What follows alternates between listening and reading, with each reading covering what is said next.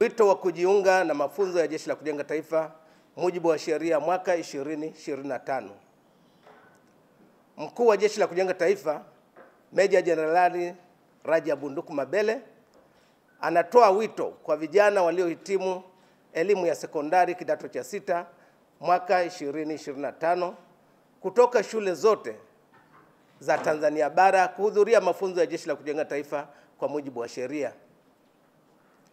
Sanjari na wito huo, Jeshi la Kujenga Taifa limewapangia makambi watakayokwenda kupatiwa mafunzo na wanatakiwa kuripoti makambini kuanzia kesho tarehe 28 Mei hadi tarehe 8 Juni 2025. Wahitimu wenye mahitaji maalumu physical disabilities waripoti katika kambi ya Ruvu JKT iliyopo Mlandizi mkoani Pwani, ambayo ina miundombinu ya kuwahudumia watu hao. Orodha kamili ya majina ya vijana hao, makambi ya Jeshi la Kujenga Taifa waliopangiwa, maeneo makambi yalipo na vifaa wanavyotakiwa kwenda navyo inapatikana katika tovuti ya Jeshi la Kujenga Taifa ambayo ni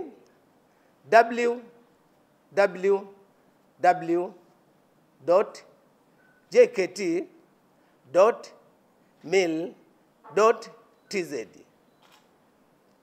Aidha, ili kufahamu kambi kijana aliyopangiwa, kijana atatakiwa kuingiza jina la shule au namba ya shule aliyohitimu kidato cha 6.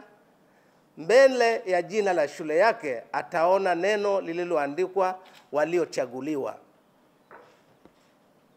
Akichagua neno hilo, ataona jina au majina ya waliochaguliwa kujiunga na mafunzo ya Jeshi la Kujenga Taifa kwa mujibu wa sheria kwa mwaka 2025, ikionyesha kambi aliyopangiwa, mkoa na wilaya ilipo hiyo kambi. Ili kuona majina yote ya vijana na kambi walizopangiwa, mtumiaji atapakua JKT PDF 2025 iliyopo juu kulia katika ukurasa huo. Mkuu wa Jeshi la Kujenga Taifa Meja Jenerali Rajab Nduku Mabele anawakaribisha vijana wote waliohitimu kidato cha 6